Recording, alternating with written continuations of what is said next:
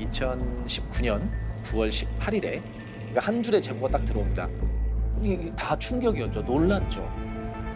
아픈 과거의 하나라고 생각을 해요.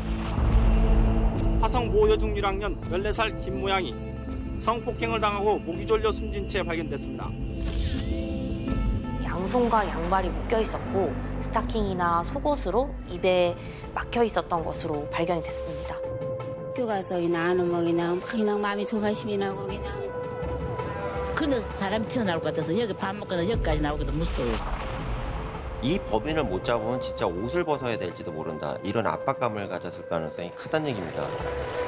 DNA와 일치하는 대상자가 있다는 통보를 받고 수사 중에 있습니다.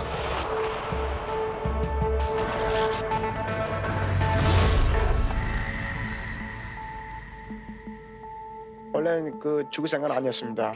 아니고 그 집에 담을 넣다 보니까요, 그 문구장이 하나 있더라고요. 그래서 그 집에 보니까 여자가 있길래 그냥 한번 했습니다.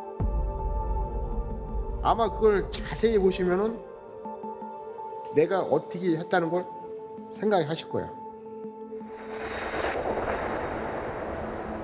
세상 숨길 수 있는 사실은 없다. 거짓말은 없다. 언젠가는 진실이 드러나게 돼 있다.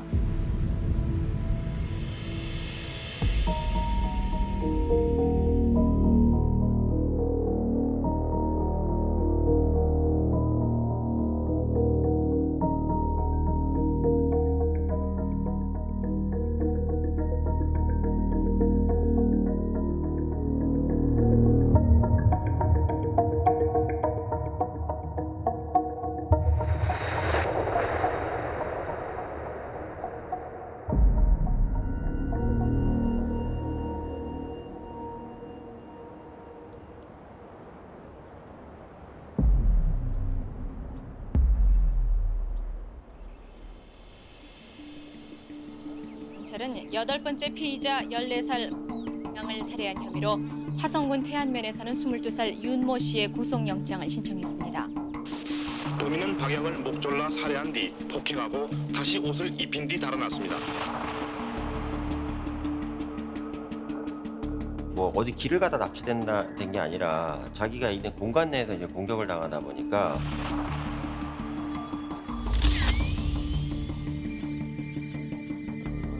야 이거는 너무 대담해진 거 아니냐 이런 부분이 이제 수사관들 입장에서 당황스럽게 만든 부분이었던 얘기죠. 자기네들 그러면 이 한 사람 못 잡아가지고 온 동네가 난리가 났는데, 온 나라가 난리가 났는데, 그거 하나 못 잡고 이 바보 같은 경찰 자꾸 발생을 하니까 누구 하나는 범인으로 잡아서 넣어야 되니까. 그래서 사람 튀어나올 것 같아서 여기 밥 먹거나 여기까지 나오기도 무서워요. 하도 사건이 많으니까 너무 무섭고 진짜 살기가 불안한 것 같아요, 여기서는.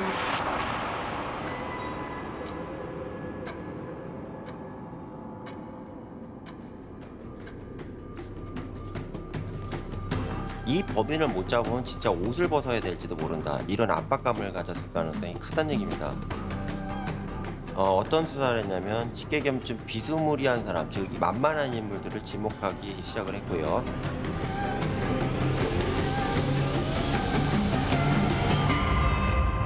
내가 범인이라는 거야.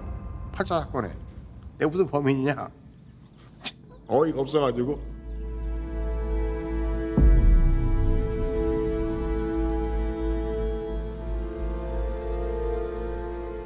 그때 보면은 조사실이라고 해서 뭐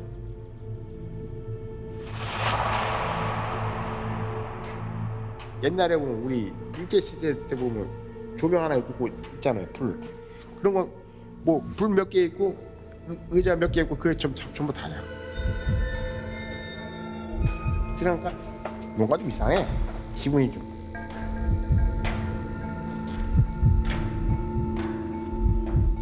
그 다음부터 조사가 들어가는 거예요.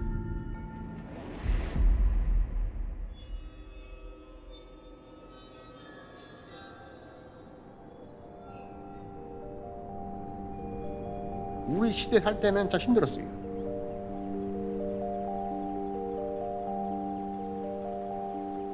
아버지 그때 살아계실 때 말씀드린 게 제주에 태어났다고 하더라고요. 근데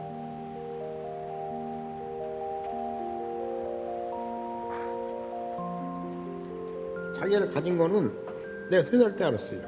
홍역으로 이래가지고 아마 어머니가 그렇게 안 했으면 내가 여태까지 아마 이게 걸어다니지 못했을 거예요. 그렇게 돼서 아마 뭐 목발을 짚거나 휠체어 타거나 둘 중에 하나를 했겠지요.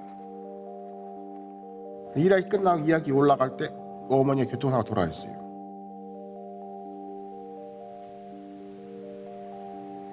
초등학교 못 다녔어요. 가정 형편상 안 돼가지고 어머니 돌아가시는 바람에 아버지가 그걸 가정 꾸렸었는데 아버지 꾸리질 않았어요. 아버지가 워낙 뭐 노름을 좋아하셔가지고 할 때가 있어야지 어린 나이에. 그래가지고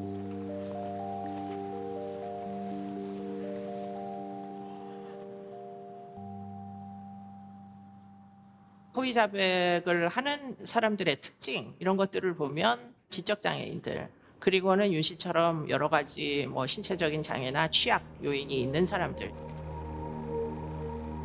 그 당시에는 과학 수사 기법이라는 걸 활용할 수 있는 능력이 현저히 떨어졌었고 증거 위주의 수사를 하기보다는 자백을 근거로 유죄 판결이 나오는 그런 시대였던 게 이제 제일 큰 문제였다고 보이죠.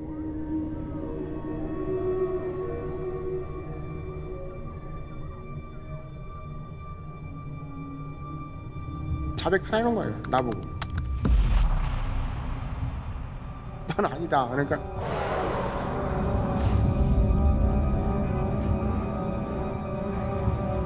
처음에는 한 시간이나 2시간 정도 했는데 나보고 쪼그러뜨기를 해.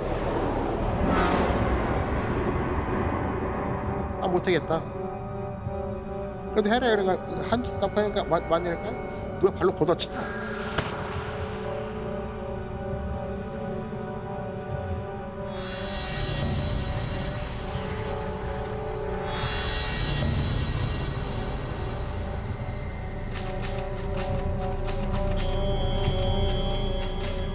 너 이거 이렇게 하시니까 난 모른다. 그러니까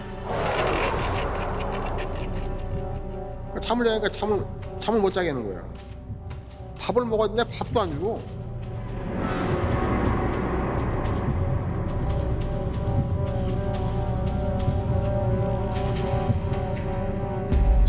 잠을 자야 될 거야 사람이. 잠을 못 자니까 이 정신 상태가 혼배하다 보니까는.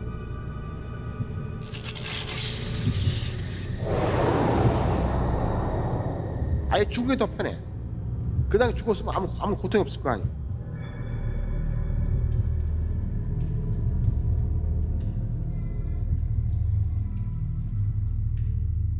아우씨. 그러니까 비몽사몽이 아무것도 생각이 안 나는 거야. 그러니까 계속 해야지. 그러니까 앉혀놓고요 교대로요 수백 번 떠들어 주는 거예요. 너 그 여자 피해자 짝사랑했지. 그 여자 피해자 저기 성적으로 공격하고 싶었지. 너 항상 호시탐탐 노렸지. 이러고 나가요. 그리고 한 5분 있다 다른 형사가 2명 3명이 교대로 로테이션으로 들어와 갖고요 얘기를 하면 그게 다 진실로 나중에 들려요. 이거 쓰라 이거야. 그러니까 내가 쓰는데도 이게 뭐가 뭔지를 몰라. 그냥 이대로 적어. 그러니까 계속 적어 나간 거야. 그러니까 내가 한 거에 대해서는 3일 동안 잠을 못 자면 사람이 뭘 했는지 몰라요. 내 기억이 생각이 안 나.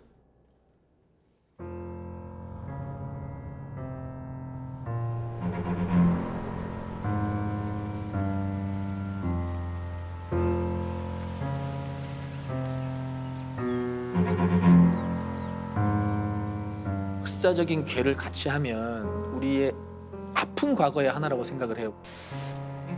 그 비탄압적인 시절에, 비민주적인 시절에 이 수사를 경찰이 하면서 여러 사람을 생사람을 잡고 가학 수사를 하고, 그래서 전반적인 그런 게 흐름이 저는 동일선상에서 경찰의 책임 회피, 그 다음에 우리의 후진적인 수사 문화, 과거에 뭐 그런 것들이 맞물린 그런 결과가 아닌가 싶습니다.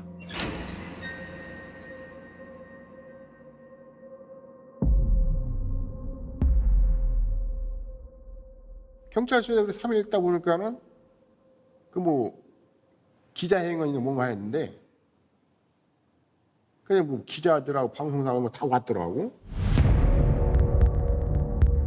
윤 씨는 박양의 집에 들어가 박양을 폭행한 뒤 불구라는 자신의 신체적 특성 때문에 범행이 쉽게 발견될 것을 우려해 박양을 살해했다고 자백했습니다.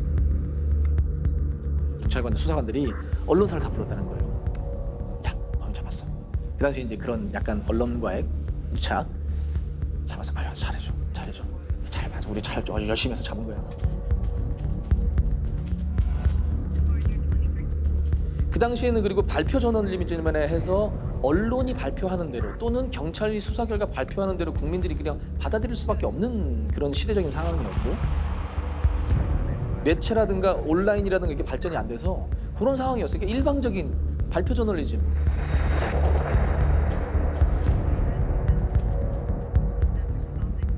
내 모습을 보면은 거의 숙인 모습 그때 나올 거야. 내 얼굴을 봐봐. 얼굴을 보면 사람 꼴이야 말이 아니야.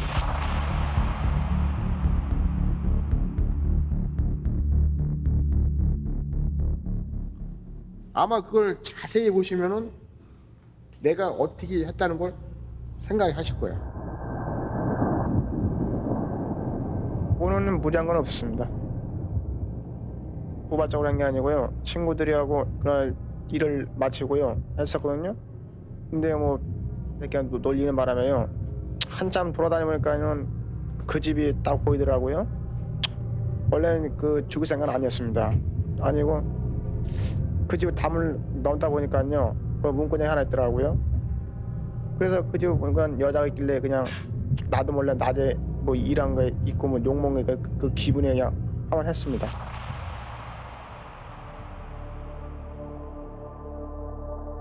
아이고 나도 지친다. 스스로를 내려놨었다 그러더라고요. 그렇게 해가지고 범인 만들게 해서 하나의 성과로 이제 시적을 세우기 위해서 어쨌든 한 건은 해결을 해야 되니까. 그리고 위에서 엄청나게 압박이 들어왔대요. 범인 무조건 잡아. 니네 뭐 하는 거야? 지금 연쇄살인 거니까 몇 건이야?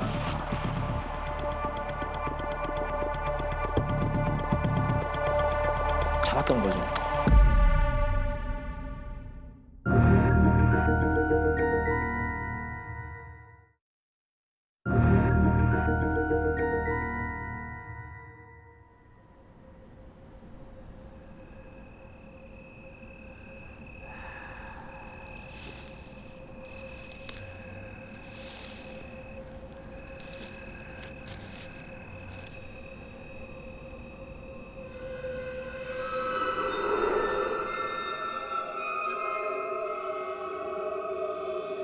팔 차 사건의 경우에는 이제 그 야밤에 담을 넘어 들어가서 여자아이가 자고 있던 방으로 침입을 해야 되는 상황이었거든요.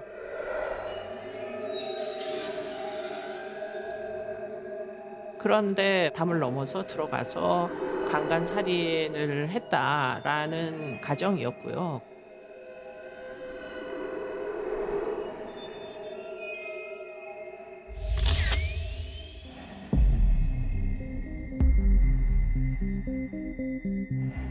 현장 없는 생각이 잘 안 나.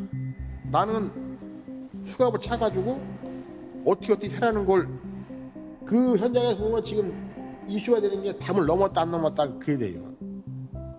난 담을 난 넘은 기억이 없다. 경찰 넘었다.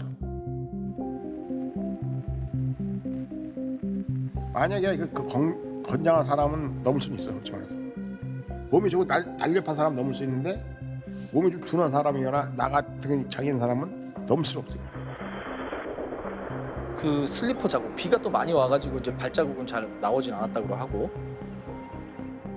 경찰이 조작한 거죠. 그게 발자국이 이렇게 하나만 찍혀 있었다 뭐 이런 식으로 이제 해가지고 윤석열가 범인이라고 몰았는데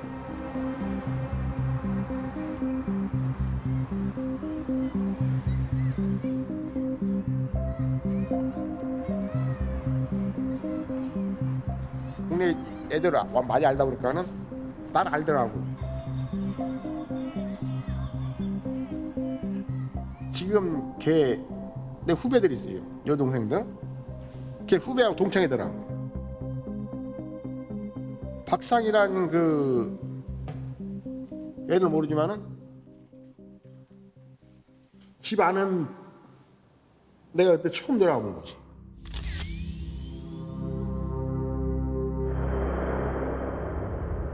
장애를 안고 뭐 저항하는 여성을 옷을 벗겨서 결박하는 일을 윤 씨 혼자서 하기는 무지하게 어렵고 굉장히 성적인 뭐 어떤 일탈이 심했던 사람이고 지금 윤 씨 같은 경우에는 그런 리포트가 전혀 없었고 결과론적으로 화성 연쇄살인의 범인과 그 윤 씨는 공통점이 남자라는 것 말고는 거의 없다.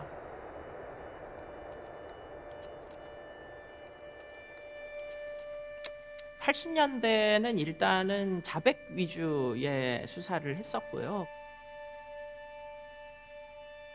자백을 받기만 하면 더 이상은 수사를 진행하지 않고 물적 증거 없이도 사실은 유죄 판결이 나던 시절이에요. 윤 씨가 결국 자백을 하기에 이르니 다른 가능성은 열어놓지 못한 채 화성 8자 사건의 미성년자 살해이면은 별로 좋은 제명은 아니거든.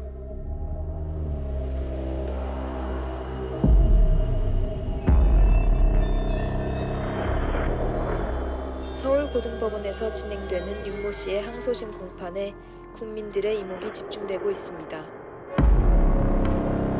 윤 씨는 무죄를 주장할 예정입니다. 근데 국선 면에 붙긴 붙었어. 근데 국선 면허이 나오질 않아. 내 앞으로 오질 않아. 그럼 나오지 하려니까 그 당시에 보면 나온 게 우리의 음모털이라 해가지고 거짓말이야. 그러니까 그 현장에 있던 모발에 그 티타늄이라는 저 용접에 쓰는 성분인가 봐요. 이 용접공이신 이분이 이제 걸려 들어가게 된 거죠.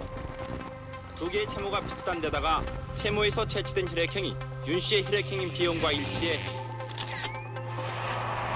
경찰은 또 윤 씨가 소아마비 장애자인 점으로 미루어 평소 지니고 있던 여자에 대한 증오심이 범행 동기가 됐을 가능성이 큰 것으로 보고 있습니다. 법원에 증인이 나왔을 때도 넘은 걸 못 봤다. 어떤 사람은 긴가민가하다. 어떤 사람은 잡아주고 넘었다. 나도 가방끈이 짧지만은 그 당시에 못 배운 것도 한계가 있어요. 와, 이건 돈이 답이 안 나오더라고. 살인자나 누명을 쓰고 들어갔는데 그걸 누가 믿어주겠어? 몇 사람 아무도 없어요.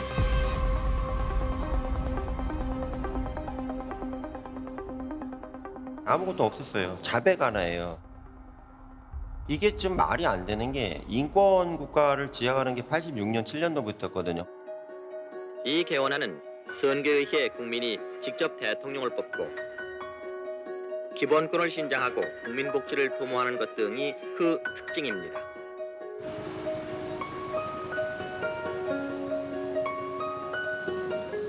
당시 언론이 그 민주화로 인해서 많이 발전하고 있는 단계였잖아요.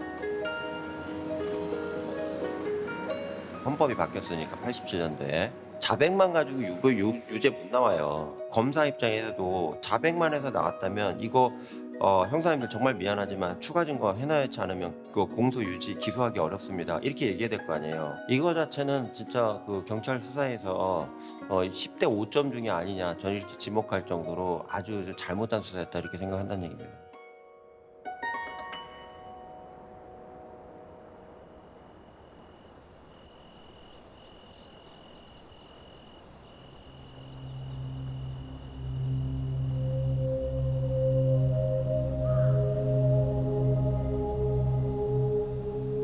(1225번) (1250번) 뭐 482 그 이름이 없어요. 수번호를 불러. 그 다음부터 난 한 인간은 윤석열가 아니고 수번을 나고 사는 거예요. 무기란 진영을 하는 거지. 무기는 솔직히 말해서 없어요. 자체가 아무것도 없어. 만기란 자체가 없는 거예요.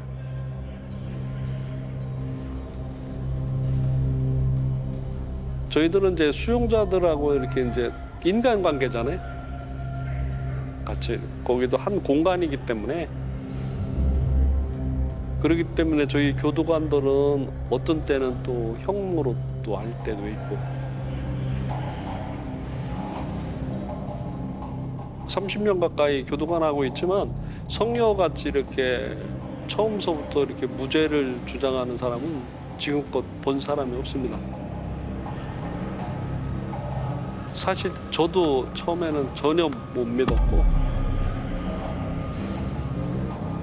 구치를 갔는데도 구치에 대우는 못 받아.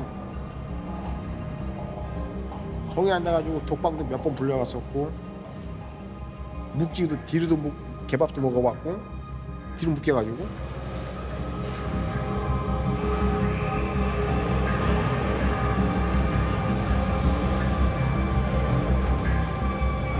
그 시대는 그렇게 했어요. 그러니까 지금은 그렇게 하면 난리 나요. 그렇지만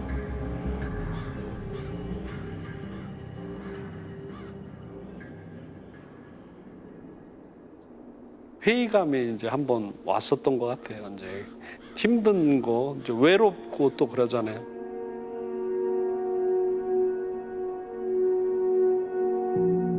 복합적으로 생기다 보면 그 나름대로 이게 다들 한 번씩 큰 위기를 겪는데 이제 그때 이제 저하고 좀 많은 대화를 나눴었죠. 사람은 인내심과 강해야지. 학살된 그 자유 이거는 그 사람만의 성격마다 다 틀려요. 인내심이 없으면 거기서 살다가 죽는 사람도 있고 중도에 포기해가지고 자기가 자살한 사람도 있어요.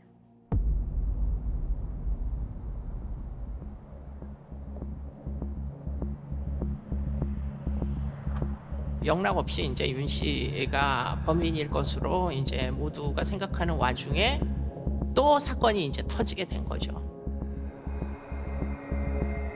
9차, 10차 사건이고요.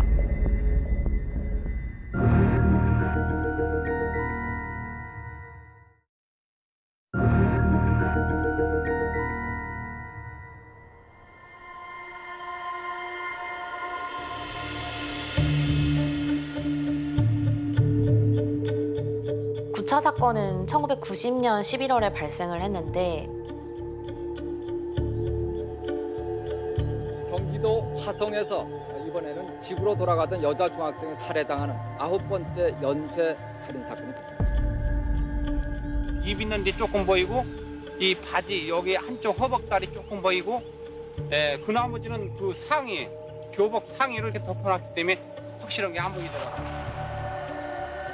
당시에도 손과 발이 양손과 양발이 묶여 있는 상태였고 속옷을 이용해서 그런 범행을 비슷하게 저질렀습니다.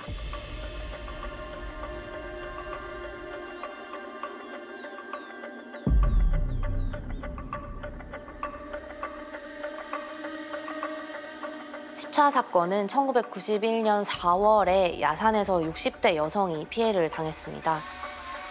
마찬가지로 지금까지 사건과 비슷하게 집으로 돌아오지 않았고 발견된 시체의 경우에는 양손과 양발이 묶여 있었고 스타킹이나 속옷으로 입에 막혀 있었던 것으로 발견이 됐습니다.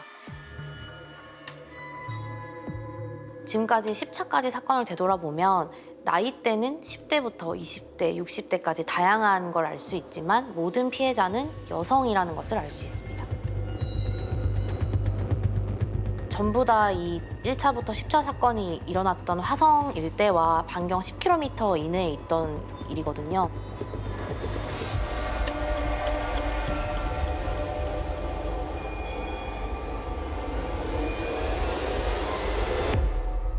다 충격과 공포였죠. 일단 5억. 화성에서는 아직도 국민들이 그때 그 해당 지역 주민들이 연쇄살인 사건의 범인이 잡히지 않았고 언제 다시 나타날지 모른다. 또 터졌어. 또 누가 어쨌대. 또 누가 그랬대. 왜 못 잡는 거야? 왜 도대체 못 잡는 거야? 도대체 누구야? 그랬죠. 자신들의 지역이 이것과 연관돼서 이미지가 굉장히 나빠졌다고 생각을 했고 그분이 지금 교도소 가 있는 상태에도 똑같은 유형의 범행이 저질러지니까 당시 경찰이나 수사기관이 당황을 했을 거예요. 왜? 우리 진범 잡았다.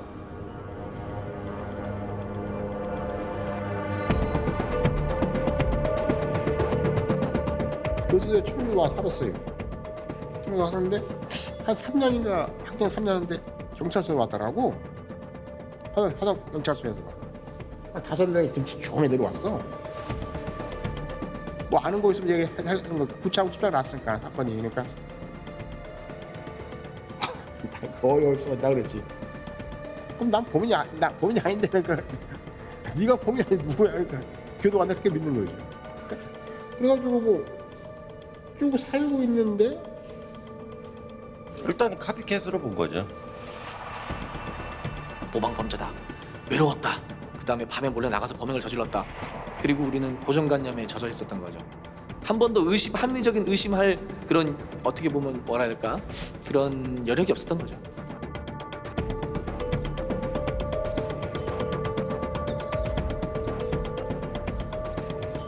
한 달에 한 번 제가 교도소를 가요. 교도소에 가서 천주교 자매라는 명칭으로 모임을 해요. 그 10명 있는 중에서도 큰 소리로 자기 얘기를 하고 웃기기도 하고 그러는 걸 보면서 제가 놀랐어요. 아우, 야, 윤석열 씨는 굉장히 기가 센가? 굉장히 장애인이란 어떤 핸디캡이 아니고 6개월을 지켜보고 제가 마음속으로 이 사람은 범인이 아니다.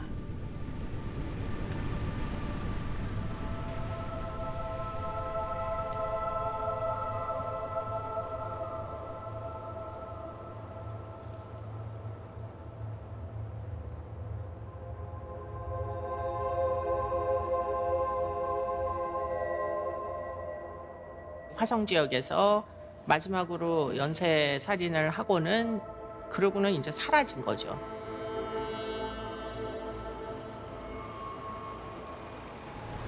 수사기관 입장에서는 그 피해자가 더 이상 안 나오는 거 하나는 좀 안도가 되는 부분이지만 역으로는 이 지금 현재까지 있는 증거 이외에는 더 이상 나올 증거가 없기 때문에 내가 범인이하고 잡에 가서 두 발로 나타나도 이 사람하고 비교하는 데는 되게 어렵지 않겠냐. 그러니까 계속 미제가 될 수밖에 없는 상황이었다는 얘기입니다. 제가 생각할 때는 그냥 잊었던 것 같아요. 보도가 안 되니까 피해자들은 모두 기억 속에서 사라졌죠. 예. 뭐 억울하게 죽었지만 누구도 피해자를 기억하지 않고 숨겨져 있는 사건이 뭐 밝혀진 사건보다 사실상 더 많죠.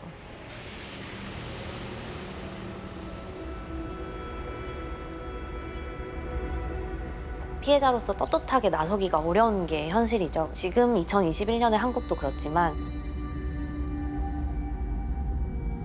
1980년대의 한국으로 돌아가 보면 어떤 성범죄 피해자를 온전히 보호해주는 사회적 시스템이 부족했기 때문에 일선에 나서지 않고 경찰에 바로 신고하지 않는다거나 쉬쉬하거나 그런 분위기가 또 있었다고 생각을 해요.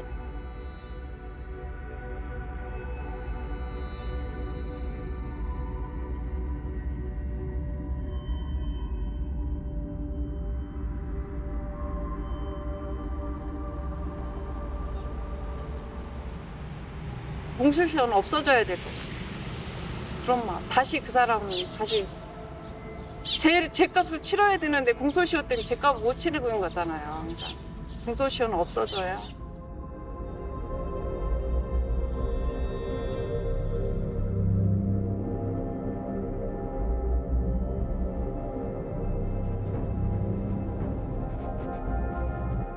(20대) (30대) (40대를) 거의 다 보냈어요.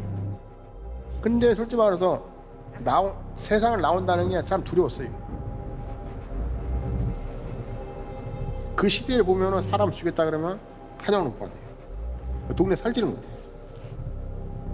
중학교 3학년인데 지금 시대는 마찬가지고.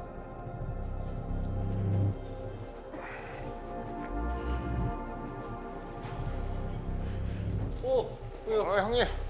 잘 지냈어? 네. 가장 힘든 게 바로 그거예요. 이제 나와 보니까 이게 지금 너무 세상이 이게 바뀌어 있으니까 자기가 이렇게 적응하는데 너무 힘들다고 그러더라고요. 차라리 이제 농담식으로 다시 좀 나보고 교도소 안으로 들어가서 살 테니까 방 좀 하나 좀 알아봐달라고 할 정도로 어찌됐건 뭐 이런 날이 와가지고 이제 성녀한테 고기도 얻어먹게 되고 이런 날이 와서 그게 좋은 거지. 이제 성녀가 이제 그 나왔어도 누구하고 이렇게 크게 이야기를 할 사람이 없으니까 저한테 이제 자주 전화를 했었어요. 넌 뭐 그거 나와도 계속 직장 생활 할 거 아니야. 생각을 해야지. 몰라 이번에 뭐 인원이 감축되면 내가 뭐.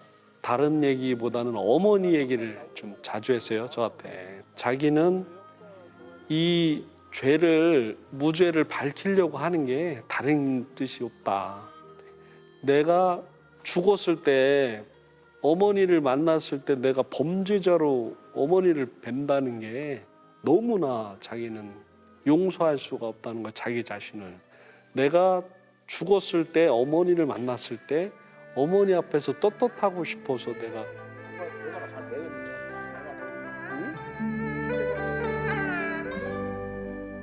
세상 숨길 수 있는 사실은 없다. 거짓말은 없다. 언젠가는 진실이 드러나게 돼 있다.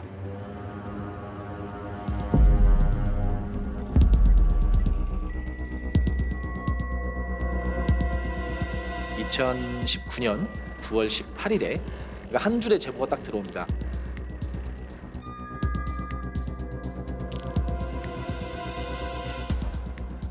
이게 다 충격이었죠. 놀랐죠. 경기 남부경찰청에서 이제 브리핑을 했습니다.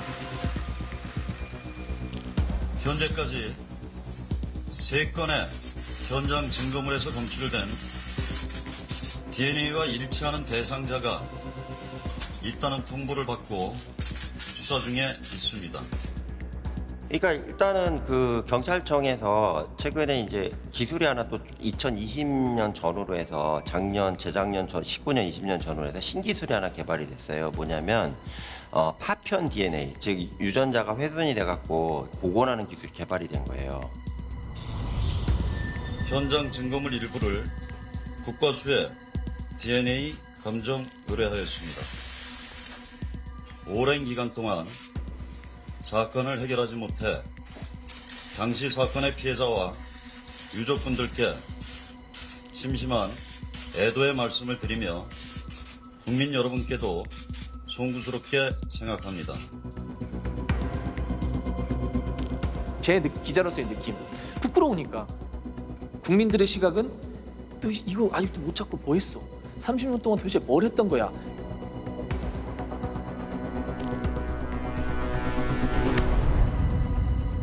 (30년) 전에 화성 연쇄살인 사건의 범인이 잡혔다.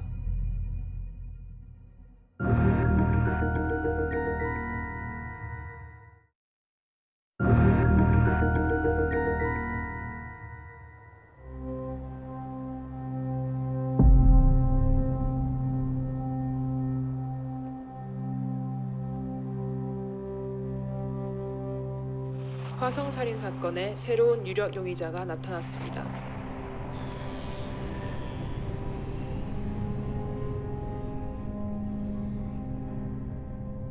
수사관들이 이춘재를 만나 DNA 증거를 제시했지만 자백을 이끌어내지 못했습니다.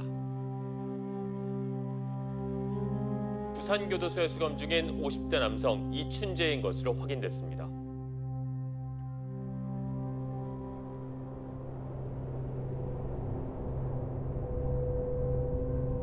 당시에 이제 이춘재가 지목이 돼서 이제 유전자 감식해갖고 범인으로 확인됐잖아요. 됐을 때도 이제 확인하셨나 보네요. 이런 식으로 대응을 하더래요. 얼마나 웃겨요. 말이 안 되는 얘기 아니에요. 그러니까 말이 안 되는 거라는 게 사이코패스고요. 이 이춘재라는 사람은 무기징역을 살고 있는 이제 무기수였고 94년도에 성폭행 살인을 한 혐의로 그 이춘재가 되게 폭력적인 성향이 강했다는 거예요. 그 당시에 가정폭력이 너무 심해서 아내를 뭐 수차례 폭행하고 그 처제, 그 여동생을 불러가지고 거기서 성폭행을 하고 죽여서 시신을 유기한 사건이었죠.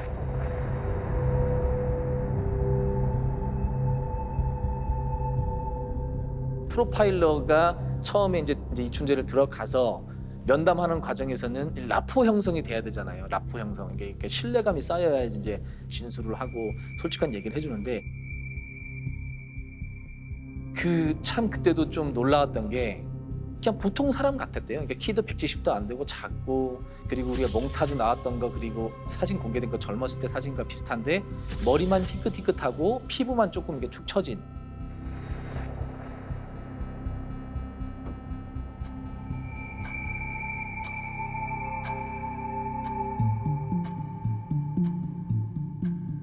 자백을 하기까지 13일간 대면 조사는 모두 9차례로 거의 매일 이루어졌습니다. 그 과정에서 어느 정도 라포가 형성된 시점에서 손에 이제 집착을 했다는 그런 느낌이 날 정도의 손에 보면서 손이 참 예쁘다면서 손에 약간 집착을 갖고 있는.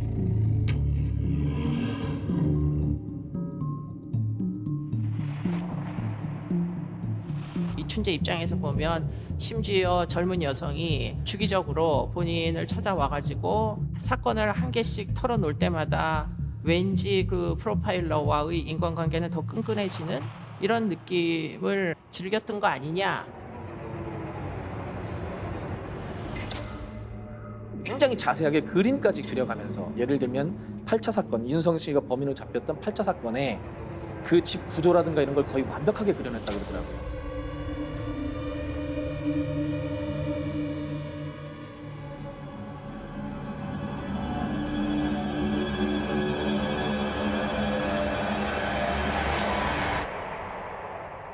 이춘재가 이제 첫 자백을 했을 때는 성녀가 저한테 전화가 왔었어요. 저녁 때.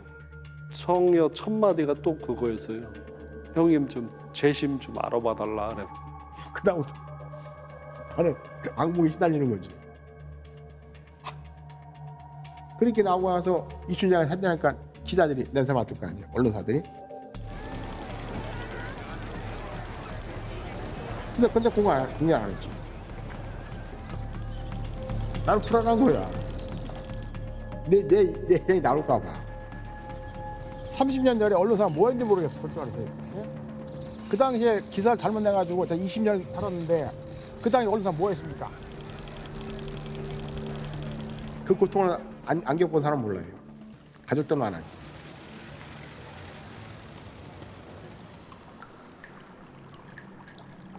사실 모든 범행 장소가 이춘재를 가리키고 있습니다. 이춘재가 살았던 집 근처, 이 모든 근방에서 범행이 일어났고 이춘재는 계속 근방에 살고 있었어요. 이춘재라는 사람 자체가 그 지역 유지 아들이잖아요. 땅 부자였잖아요. 지금도 재산이 몇백억 되고요. 까놓고 얘기했고요.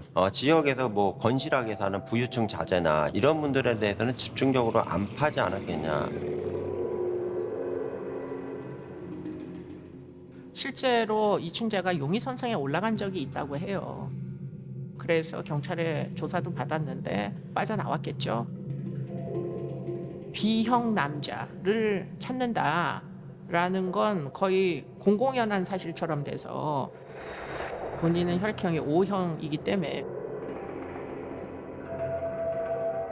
당시에 진짜 잘못했던 게 이제 유일한 물적 증거라는 혈액형이 잘못 추출돼요.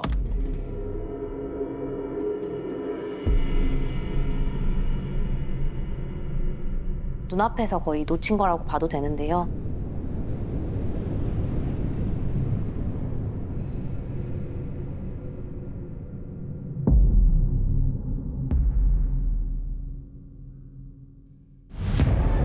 오늘 수원지법에서 진행될 윤석열 씨의 재심 선고 공판에서 윤 씨의 30년간의 누명이 벗겨질 수 있을지 국민들의 이목이 집중되고 있습니다. 이춘재가 오늘 진범 논란이 뒤져졌던 이른바 8차 사건의 재심 재판에 증인으로 출석한 건데요. 뭐라고 해야 될까? 이춘재를 봤을 때는 그냥 계속 지켜봤어요. 이춘재 씨 보고 아까도 얘기했지만은 다른 사람 욕을 하실 수 있어요. 명사를 잡을 수도 있고. 우리 변호사님들한테 그랬어요. 지켜보자고. 얘기를 끝까지 한번 들어보자는 거죠. 제가 갔어요. 이춘재가 나와서 증언하는 날 그리고 이렇게 나오는데 제가 이제 바로 뒤에 앉았었어요. 이춘재 씨 본인 맞아요? 예. 오늘 여기 왜 왔는지 알고 계시죠? 예.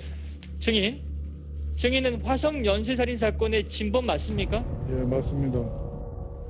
그때 검사가 그러더라고요. 당신이 지금 하는 말이 당신이 순수한 자유로 말을 하느냐? 누구의 억압이 없었는가? 하고 그래. 그러니까 이춘재가 제 자유로 얘기한 겁니다. 왜 번복을 하는가? 저 때문에 너무나 많은 사람들이 고통을 당하고 피눈물을 흘렸는데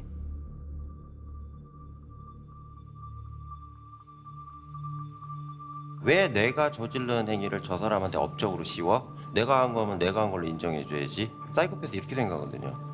그러니까 자기 업적을 빼앗겼다고 생각하는 부분도 있었던 것 같아요.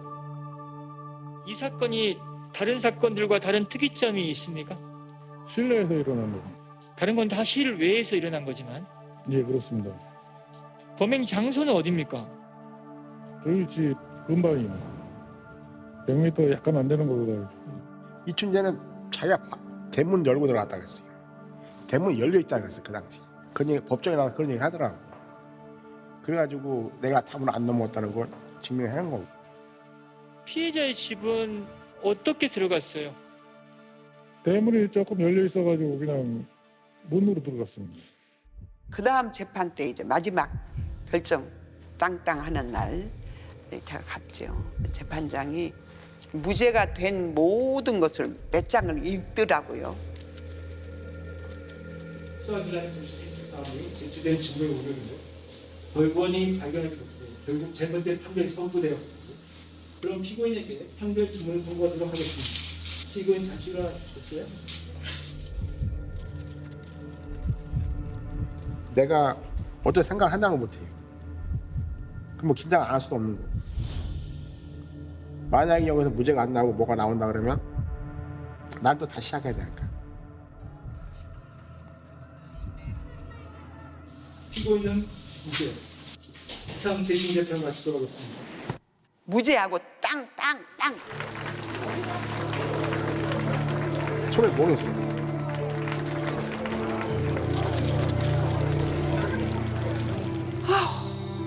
정말 하느님께 그래 모든 사람이 박수 쳤어요.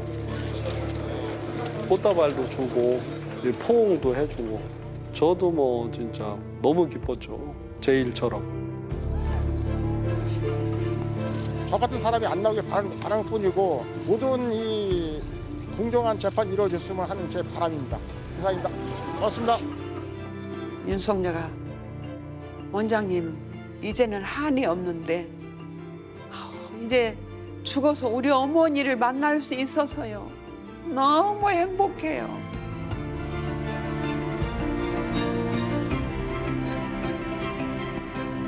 이 사건이 해결됨으로써 우리는 하나의 또 분기점을 맞았다. 이 이후로는 바뀔 수밖에 없다. 그리고 인권, 수사, 재판 모든 것들이 법정 증거주의 모든 것들이 하나의 그 체제로서 이제 성립되고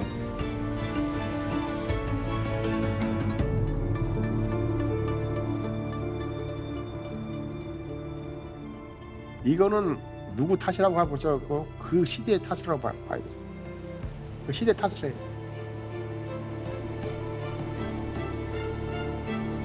내가 뭐 배움이 좀 길었으면 되는데 배움도 없지요.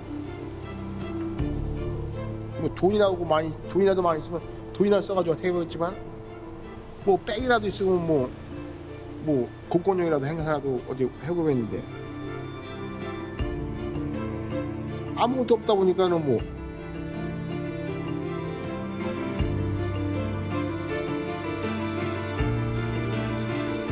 내 삶이 뭐 어디까지 갈지 모르겠어요. 뭐 내가 어떻게 될지 모르겠지만은 지금으로서 뭐 만족해요.